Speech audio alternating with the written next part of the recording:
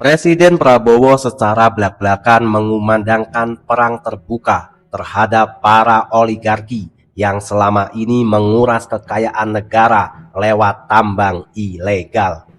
Katanya, kerugian negara nggak main-main, yaitu 800 triliun rupiah. Coba bayangin teman-teman, uang sebanyak itu bisa bikin IKN sampai 2 kali. Wah. Lantas, apakah Presiden Prabowo mampu melawan kekuatan besar ini? Ya udah, tanpa berlama-lama, yuk kita simak penjelasannya. Tapi jangan lupa subscribe channel milik rakyat kecil ini, Keset Politik. Saya telah diberi laporan oleh aparat-aparat bahwa terdapat 1063 tambang ilegal dan potensi kekayaan yang dihasilkan oleh 1063 tambang ilegal ini dilaporkan potensi kerugian negara adalah minimal 300 triliun. Saudara sekalian. Kenapa ya? Tambang ilegal seluas ribuan hektar yang alat beratnya lalu lalang tiap hari, pejabat daerah dan aparat lokal suka mendadak amnesia dan nggak kelihatan. Beneran nggak tahu atau emang uang setorannya terlalu manis buat ditolak? Sekarang katanya mau disikat habis sampai ke akar-akarnya. Tapi pertanyaannya, menurutmu siapa yang bakal menang? Hukum negara atau backingan jenderal? Coba komen pendapat kalian sebelum kita bedah datanya di video ini.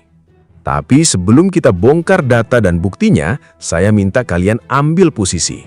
Video ini dibuat bukan cuma buat tontonan, tapi sebagai suara persatuan kita sebagai rakyat kecil yang udah muak ditindas dan dibodohi mafia serta pejabat korup. Serangan dan fitnah bakal makin deras buat menghancurkan orang-orang dan pejabat bersih yang beneran tulus kerja buat rakyat. Jangan biarkan mereka berjuang sendirian. Tekan tombol like dan subscribe sekarang juga agar algoritma mengangkat suara rakyat ini. Share atau bagikan video ini ke grup WhatsApp, keluarga, dan teman-teman kalian biar makin banyak yang sadar. Dan yang paling penting, tonton video ini sampai habis tanpa di-skip supaya kalian tahu peta permainan mereka secara utuh. Sekarang coba tunjukkan barisan kita. Tulis di kolom komentar, dari kota atau daerah mana kalian menonton video ini. Mari kita lihat seberapa luas barisan rakyat kecil yang siap melawan. Mari kita bicara terus terang. Teman-teman, langkah tegas ini bukan sekedar urusan hukum, melainkan pertempuran menjaga kedaulatan ekonomi Indonesia.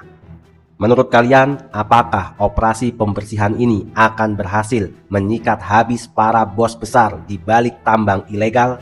Coba tulis pendapat kalian di kolom komentar. Selama berpuluh-puluh tahun, kita rakyat kecil diiming-imingi cerita bahwa Indonesia adalah negeri yang kaya raya.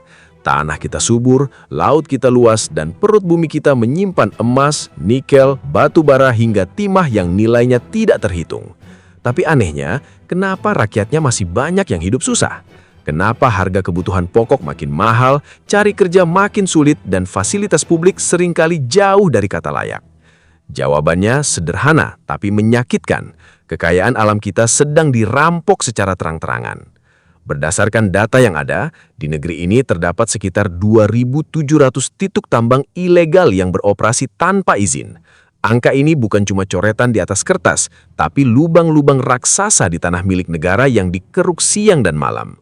Kerugian negara akibat praktik haram ini diperkirakan mencapai angka yang sangat fantastis, yaitu sekitar 800 triliun rupiah. Coba bayangkan sejenak seberapa besar angka 800 triliun rupiah itu bagi orang awam seperti kita. Duit sebesar itu kalau dipakai untuk membiayai pembangunan negara, kita bisa membangun fasilitas publik super modern, memperbaiki seluruh jalan rusak di pelosok desa, menyediakan sekolah gratis berkualitas, sampai memberikan pengobatan gratis tanpa ribet untuk seluruh rakyat Indonesia. Bayangkan berapa juta anak muda yang bisa dapat pekerjaan layak kalau uang itu dikelola dengan benar. Tapi kenyataannya, uang raksasa itu menguap begitu saja dan berpindah ke kantong-kantong para mafia. Contoh nyata yang baru saja membuat publik gempar adalah skandal korupsi di sektor pertambangan timah. Dalam kasus tersebut, negara ditaksir mengalami kerugian luar biasa yang mencapai 300 triliun rupiah. Kerugian ini bukan cuma soal uang sewa alat atau biji timah yang diselundupkan secara ilegal ke luar negeri, tetapi juga mencakup kerusakan lingkungan hidup yang luar biasa parah. Sungai-sungai di sekitar lokasi tambang berubah warna jadi keruh dan beracun, hutan-hutan digunduli, dan tanah tempat rakyat mencari makan berubah menjadi kawah beracun yang mati. Akibat dari ulah para mafia ini sangat luas. Perusahaan-perusahaan besar dunia dan investor luar negeri yang sebenarnya ingin menanamkan modal secara resmi di Indonesia akhirnya mundur. Mereka takut karena melihat rantai pasokan bahan tambang di Indonesia sangat tidak jelas dan dipenuhi permainan gelap. Akhirnya, apa yang terjadi? Negara rugi 2 kali lipat. Kekayaan alamnya dicuri dan kesempatan untuk menciptakan lapangan kerja baru bagi rakyat kecil melayang begitu saja. Ini adalah bentuk pengkhianatan nyata terhadap bangsa yang selama ini mengorbankan hak-hak kita sebagai rakyat. Pertanyaan paling mendasar yang selalu muncul di kepala kita sebagai rakyat kecil adalah bagaimana mungkin kegiatan tambang ilegal seluas ribuan hektar yang mengoperasikan puluhan alat berat saban hari dan mengangkut ratusan truk hasil bumi bisa berjalan bertahun-tahun tanpa tersentuh hukum. Apakah para pejabat, aparat pengaman, dan pemerintah daerah setempat beneran nggak tahu? Atau mereka pura-pura buta dan tuli karena matanya sudah tertutup oleh tebalnya amplop setoran? Jawabannya sudah menjadi rahasia umum. Tambang ilegal di Indonesia ini bukan sekedar urusan sekelompok orang nekat yang membawa cangkul atau mesin rakitan di pinggir sungai. Ini adalah jaringan kejahatan tingkat tinggi yang sangat terstruktur. Di balik deru mesin ekskavator yang mengeruk tanah kita, ada jejaring perlindungan super rapat yang melibatkan oknum-oknum berkuasa. Mulai dari oknum pejabat daerah yang dengan mudahnya beri lampu hijau, oknum anggota dewan yang hobinya tutup mata sambil sibut stempel surat, hingga investor-investor gelap yang siap menyiramkan dana segar. Bahkan yang lebih membuat hati kita miris dan mengelus dada, ada indikasi kuat keterlibatan oknum-oknum aparat keamanan hingga oknum jenderal yang ikut menjadi benteng pelindung bisnis haram ini. Seragam yang seharusnya dipakai untuk membela dan melindungi rakyat kecil justru digunakan untuk menjaga kepentingan para cukong dan oligarki. Ketika masyarakat lokal coba protes karena air sungai mereka tercemar atau tanah mereka digusur, bukan keadilan yang mereka dapat. Yang datang justru intimidasi dan ancaman dari para preman bayaran yang dibekingi oleh oknum berkuat-kuatan. Kondisi inilah yang membuat para mafia ini merasa kebal hukum. Mereka bertindak seolah-olah republik ini adalah milik nenek moyang mereka sendiri. Uang hasil kerukan bumi yang harusnya masuk ke kas negara untuk menyejahterakan rakyat malah mengalir deras ke rekening-rekening pribadi, dibelikan rumah mewah, mobil sport, hingga disimpan rapat-rapat di bank-bank luar negeri. Sementara rakyat yang tinggal di sekitar lokasi tambang cuma kebagian debu, banjir bandang, dan lingkungan tempat tinggal yang hancur berantakan. Namun ketika pimpinan negara dan pejabat-pejabat yang masih memiliki nurani mulai menegaskan perang terbuka terhadap jaringan gelap ini, perlawanan balik dari kelompok ini dipastikan tidak akan tinggal diam. Para mafia dan oligarki ini punya uang yang sangat banyak untuk membeli narasi. Mereka bisa saja menyebar fitnah, merancang skenario busuk, dan menyerang para pejabat bersih yang mencoba membongkar sarang naga ini. Oleh karena itu, disinilah batas tegasnya ditarik. Kita tidak boleh lagi menjadi penonton yang diam. Selama oknum-oknum pelindung di tingkat atas tidak disikat sampai ke akar-akarnya, hukum di negeri ini akan selalu tumpul ke atas dan tajam ke bawah.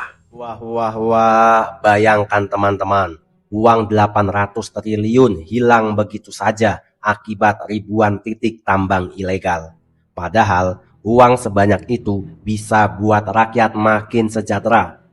Teman-teman, ini tidak boleh dibiarkan. Sudah saatnya rakyat bersatu melawan para mafia tambang ilegal. Teman-teman, tulis dukungan kalian di kolom komentar. Melihat betapa dalamnya akar kejahatan dan betapa kuatnya cengkeraman mafia yang sudah bertahun-tahun menggerogoti negeri ini, negara akhirnya tidak bisa lagi tinggal diam. Operasi pembersihan besar-besaran mulai dilancarkan ke berbagai pelosok wilayah yang menjadi sarang penambangan haram. Dari wilayah Morowali, Bangka Belitung, Kalimantan, Maluku Utara, hingga ke tanah Sulawesi, sinyal ketegasan mulai dipancarkan. Keterlibatan tim khusus bersama unsur pertahanan seperti TNI dalam operasi penertiban ini menjadi bukti nyata bahwa masalah tambang ilegal bukan lagi sekadar pelanggaran hukum biasa atau tindak pidana ekonomi ringan. Ini sudah dikategorikan sebagai ancaman serius terhadap kedaulatan bangsa dan pengkhianatan nyata terhadap kepentingan rakyat. Mengapa institusi pertahanan sampai perlu dilibatkan secara langsung? Jawabannya sangat jelas. Jaringan mafia ini memiliki tentara bayaran, preman lokal, dan benteng perlindungan dari oknum-oknum aparat setempat yang sudah terkontaminasi oleh uang setoran. Jika penindakan hanya mengandalkan instansi atau pejabat di tingkat daerah yang konflik kepentingannya sangat tinggi, maka operasi penertiban pasti akan bocor di tengah jalan sebelum sempat mengeksekusi lapangan. Selama bertahun-tahun kita sudah kenyang melihat drama di mana saat ada razia, lokasi tambang mendadak sepi, alat berat terparkir rapi, dan para pelakunya menghilang seperti ditelan bumi. Baru setelah petugas pergi, aktivitas haram itu berjalan lagi seolah tidak pernah terjadi apa-apa. Oleh karena itu, dibutuhkan kekuatan yang tidak punya ikatan atau kompromi dengan para oligarki lokal untuk mendobrak sarang naga tersebut. Namun, perang melawan mafia tambang tidak boleh hanya mengandalkan otot dan senjata di lapangan. Perang terbesar yang sebenarnya adalah membongkar jalur-jalur tikus keuangan yang menjadi napas kehidupan para cukong tersebut. Disinilah audit keuangan secara menyeluruh mulai dimainkan. Kementerian dan instansi terkait diperintahkan untuk melacak kemana saja aliran uang hasil rampokan itu mengalir. Setiap rupiah uang negara yang bocor dari pintu ekspor, bea cukai, hingga transaksi di pelabuhan-pelabuhan tikus disorot satu persatu. Jalur-jalur gelap yang selama ini dipakai untuk menyelundupkan biji mineral secara mentah ke luar negeri mulai ditutup rapat. Langkah ini tentu membuat banyak pihak di dalam birokrasi mendadak gemetaran. Bahkan, ancaman tegas pun dilayangkan. Jika ada lembaga atau instansi pengawas seperti bea cukai yang terbukti tidak mampu bekerja jujur atau justru ikut bermain mata dengan penyelundup, maka pembenahan total hingga pembekuan operasional siap dilakukan. Ini adalah pesan yang sangat keras bahwa tidak ada lagi tempat bersembunyi bagi para pengkhianat negara yang selama ini kenyang memakan uang suap dari mafia. Di tengah gempuran pembersihan ini, kita juga harus sangat cermat membedakan mana yang merupakan mafia kera kapital raksasa dan mana yang merupakan masyarakat atau rakyat kecil yang menambang hanya demi menyambung hidup untuk membeli beras. Selama ini, para cukong besar selalu menjadikan rakyat kecil sebagai tameng hidup. Ketika tambang mereka hendak ditertibkan, mereka menyuruh warga lokal maju paling depan untuk berdemo sambil berteriak atas nama urusan perut dan keadilan ekonomi. Padahal, dari hasil tambang ribuan triliun itu, rakyat kecil hanya diberi upah murah yang bahkan tidak cukup untuk berobat ketika paru-paru mereka rusak terkena debu tambang. Sementara para bos besarnya menikmati triliunan rupiah di atas penderitaan warga. Pemerintah yang berpihak pada rakyat harus mengambil langkah cerdas dan adil. Rakyat kecil yang menggantungkan hidupnya dari hasil bumi harus dirangkul, diberikan legalitas melalui wadah koperasi resmi, diajari tata cara menambang yang aman, serta diberikan izin yang sah sesuai aturan hukum yang berlaku. Dengan adanya koperasi rakyat yang legal, masyarakat bisa mencari makan dengan tenang tanpa harus dikejar-kejar rasa takut, dan hasil bumi tersebut bisa dijual secara sah dengan harga yang adil. Sebaliknya, bagi para pemain besar, cukong asing, pejabat korup, dan oknum jenderal yang berdiri di balik layar bisnis haram ini, tidak ada kata ampun. Hukum harus dijatuhkan seberat-beratnya tanpa memandang seberapa tinggi jabatan, atau seberapa tebal dompet yang mereka miliki. Jika penertiban ini berhasil dilakukan secara tuntas sampai ke akar-akarnya, dampaknya bagi masa depan bangsa Indonesia akan sangat luar biasa. Bayangkan, bahan baku mineral seperti nikel, timah, dan bauksit tidak lagi diselundupkan secara mentah ke luar negeri oleh para mafia, melainkan diolah secara resmi di dalam negeri melalui program hilirisasi. Pabrik-pabrik pengolahan modern akan berdiri secara sah, menciptakan ratusan ribu lapangan kerja baru yang layak bagi anak-anak muda Indonesia. Investor asing yang memiliki integritas dan teknologi tinggi tidak akan ragu lagi menanamkan modal puluhan hingga ratusan triliun rupiah, karena melihat kepastian hukum dan transparansi di Indonesia. Uang ratusan triliun yang selama ini masuk rekening pribadi para oligarki akan kembali masuk ke dalam kas resmi negara. Uang itulah yang nantinya dipakai untuk memperbaiki jalan-jalan di daerah kalian yang rusak parah akibat dilindas truk tambang, membangun sekolah-sekolah yang hampir roboh, membiayai fasilitas kesehatan yang layak untuk keluarga kita, dan menyejahterakan kehidupan rakyat kecil dari Sabang sampai Merauke. Perjuangan ini jelas tidak akan berjalan dengan mudah. Para mafia yang tersudut pasti akan terus mencoba merebut kembali kekuasaan mereka dengan segala cara, mulai dari menyebarkan berita bohong, mengadu domba masyarakat, hingga mencoba menjatuhkan para pejabat bersih yang berdiri di barisan paling depan. Namun, selama rakyat kecil bersatu, tidak diam, dan terus mengawal perjuangan ini bersama-sama, maka masa depan Indonesia yang berdaulat, adil, dan sejahtera bukan lagi sekadar mimpi di siang bolong. Suara hati dan harapan rakyat untuk masa depan Indonesia. Di balik riuhnya berita tentang kebocoran uang negara, mega skandal korupsi, hingga ulah para mafia yang terus mencederai keadilan, masih ada satu hal yang tidak pernah padam di dalam dada kita sebagai rakyat Indonesia, harapan. Harapan agar negeri yang kita cintai ini benar-benar bisa berdiri tegak, menjadi negara yang adil, makmur, dan bersih dari tangan-tangan jahat yang selama ini merampok hak-hak rakyat kecil. Hari ini, dari ujung Aceh hingga pelosok Papua, seluruh rakyat Indonesia menitipkan harapan yang begitu besar di atas pundak kepemimpinan Presiden Prabowo Subianto. Kami rakyat kecil merindukan Indonesia yang jauh lebih baik. Sebuah negeri di mana hukum tidak lagi tumpul ke atas dan tajam ke bawah. Sebuah negara yang tidak lagi tunduk pada gertakan para oligarki. Serta sebuah pemerintahan yang memiliki keberanian mutlak untuk menyatakan perang terbuka melawan para koruptor dan mafia yang tanpa rasa malu menggerogoti uang rakyat. Rakyat menanti ketegasan yang nyata. Kami berharap Presiden Prabowo tidak pernah ragu atau gentar untuk menindak siapapun yang terbukti bersalah dan merugikan negara. Tidak peduli seberapa tinggi jabatannya, tidak peduli seberapa tebal dompetnya, dan tidak peduli seberapa banyak bintang yang menempel di pundaknya. Jika mereka terbukti menjual kedaulatan bangsa demi memperkaya diri sendiri, maka hukum harus ditegakkan seadil-adilnya. Di mata hukum dan di hadapan Tuhan, status seluruh warga negara adalah sama. Jangan sampai seragam atau tanda pangkat yang seharusnya menjadi simbol pengabdian tulus kepada nusa dan bangsa, justru dijadikan perisai untuk melindungi kejahatan. Guna mewujudkan harapan besar tersebut, kami sebagai rakyat sangat merindukan terciptanya kekompakan di antara seluruh lembaga penegak hukum di Indonesia. Kami ingin melihat kepolisian, kejaksaan, KPK, hingga institusi peradilan benar-benar menyatukan langkah, bergandengan tangan, dan tulus bekerja semata-mata demi kepentingan rakyat. Hilangkan ego sektoral, buang jauh-jauh persaingan yang tidak perlu, dan hentikan segala bentuk kompromi dengan para pelaku kejahatan. Ketika seluruh lembaga penegak hukum kompak dan bertindak tegas, maka para mafia dan pengkhianat bangsa tidak akan lagi memiliki celah untuk bersembunyi. Di tengah maraknya kekecewaan terhadap ulah oknum-oknum yang mencoreng nama baik instansi, kami ingin menegaskan satu hal penting. Rakyat Indonesia masih sangat percaya bahwa di negeri ini masih jauh lebih banyak prajurit dan aparat yang sangat tulus mengabdi. Kita tahu betul, masih banyak prajurit TNI dan anggota Polri di garis depan.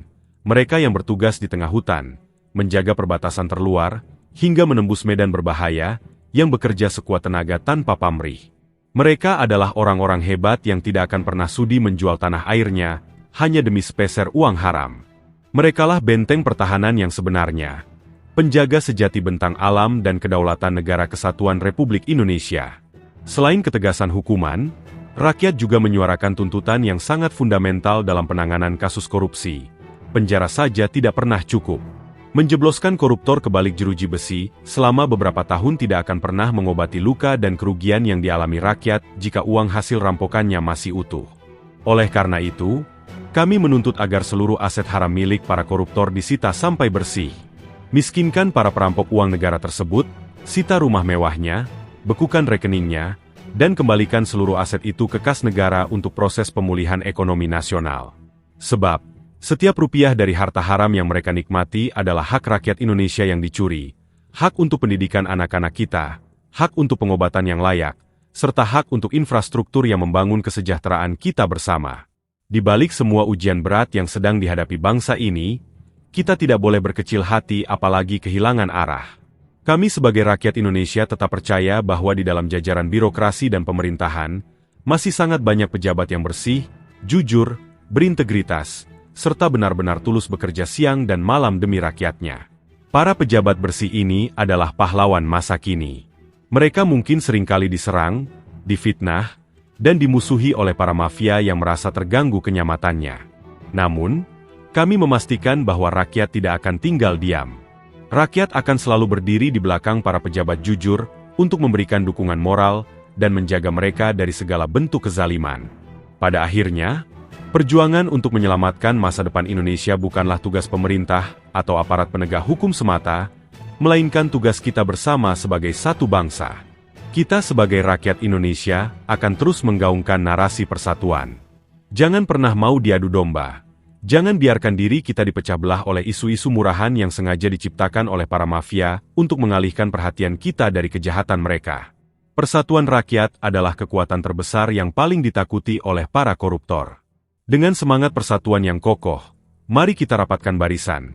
Kita kawal setiap kebijakan yang berpihak pada kebenaran, dan kita jaga kedaulatan negara yang sangat kita cintai ini. Indonesia bukanlah milik para mafia. Indonesia bukan milik para oligarki. Indonesia adalah milik seluruh rakyat Indonesia. Oke teman-teman, terima kasih masih bersama Keset Politik. Teman-teman, setelah kita mendengarkan, kita menyimak penjelasan tadi, gimana tanggapannya? Silakan tulis opini tajam kalian di kolom komentar. Kita berdiskusi bersama-sama dengan akal sehat. Sekarang saatnya kita beropini, ngobrol cantik sambil minum kopi. Tapi hari ini saya minumnya es susu teman-teman. Kita minum dulu ya. Mantap. Teman-teman, kalau kita melihat seluruh rentetan fakta, angka, dan kenyataan di lapangan soal tambang ilegal di negara kita ini, sebenarnya cuma ada satu kata yang pas untuk menggambarkan situasi kita saat ini, yaitu kita sedang dirampok secara terang-terangan. Sebagai masyarakat biasa, kita sering bingung dan heran. Negara kita ini katanya kaya raya, tanahnya subur, lautnya luas, dan di dalam perut buminya diisi oleh nikel, batu bara, emas, hingga timah yang jumlahnya sangat melimpah.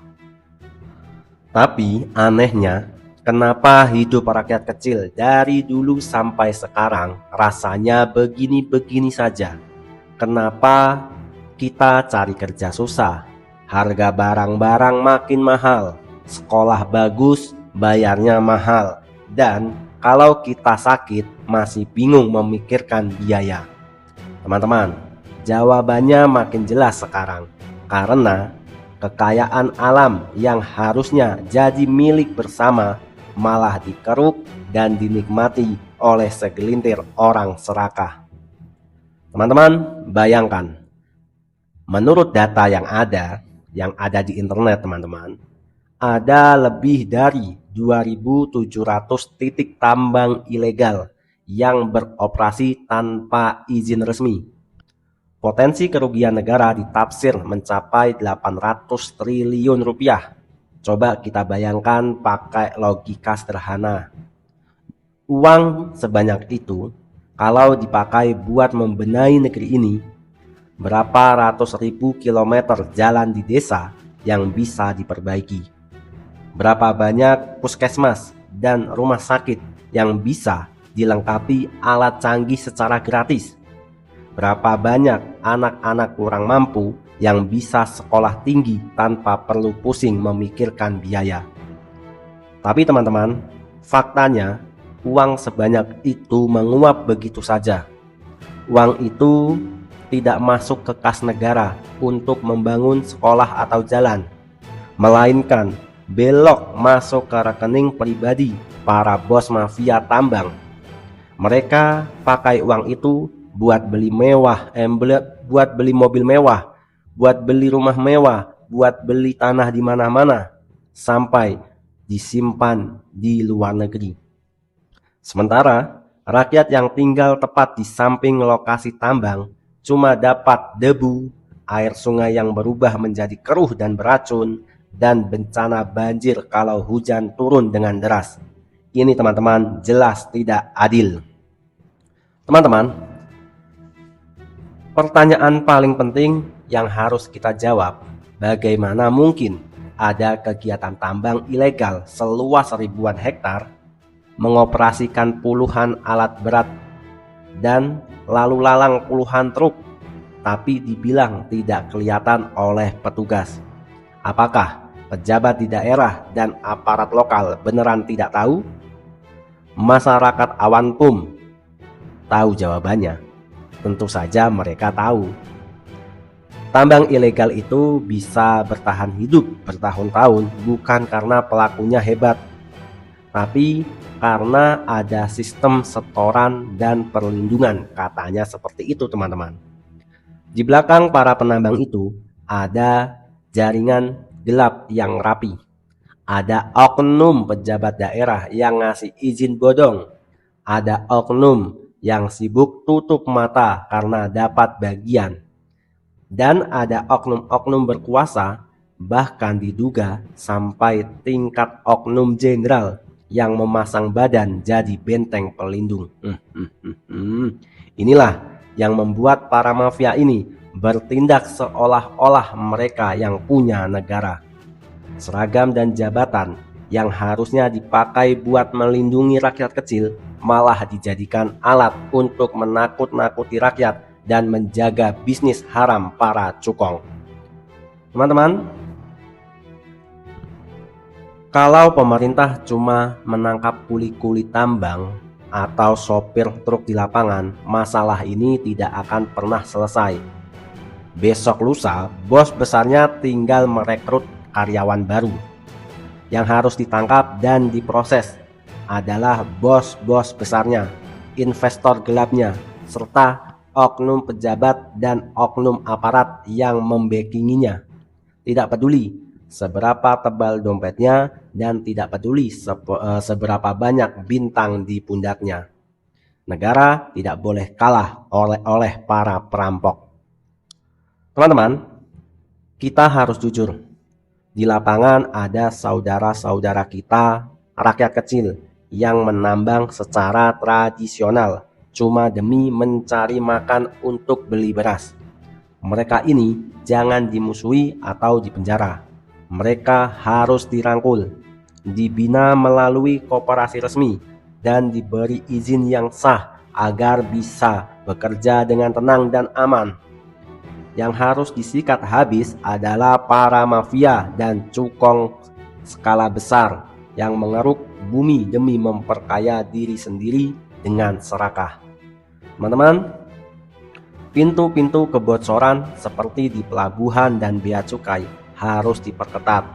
Kalau ada instansi yang terbukti ikut bermain mata dengan penyelundupan, lakukan pembersihan total. Uang hasil kejahatan mereka harus dilacak sampai ke akar-akarnya. Teman-teman, penjara beberapa tahun saja tidak akan pernah bikin mereka taubat. Semua harta benda yang diperoleh dari hasil mencuri uang negara harus disita oleh negara.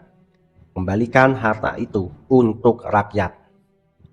Teman-teman, kita masih sangat percaya bahwa di luar sana masih jauh lebih banyak prajurit TNI atau anggota Polri dan pejabat pemerintah yang jujur, yang bersih dan tulus bekerja demi rakyat. Merekalah pahlawan yang sebenarnya. Ketika para pejabat dan aparat bersih ini diserang atau difitnah oleh para mafia, kita sebagai rakyat kecil harus pasang badan dan mendukung mereka. Jangan biarkan orang-orang baik berjuang sendirian. Teman-teman, semoga Indonesia kedepannya akan jauh lebih baik lagi. Tidak ada yang merampok kekayaan alam, karena sesungguhnya yang memiliki itu adalah seluruh rakyat Indonesia dan harus dipergunakan untuk kesejahteraan seluruh rakyat Indonesia. Teman-teman, video ini saya buat bukan untuk tempat kita saling mencaci maki. Video ini saya buat untuk tempat kita bersatu, menggaungkan narasi persatuan, menjaga kedaulatan negara kita, untuk menumbuhkan rasa cinta di dalam hati kita kepada negara kita ini. Teman-teman, terima kasih. Jangan lupa klik subscribe, komen, dan bagikan video ini kepada seluruh grup WhatsApp Anda agar gerakan kita semakin besar. Terima kasih, saya host Keset Politik undur diri, sampai berjumpa di video selanjutnya. See you next time, merdeka!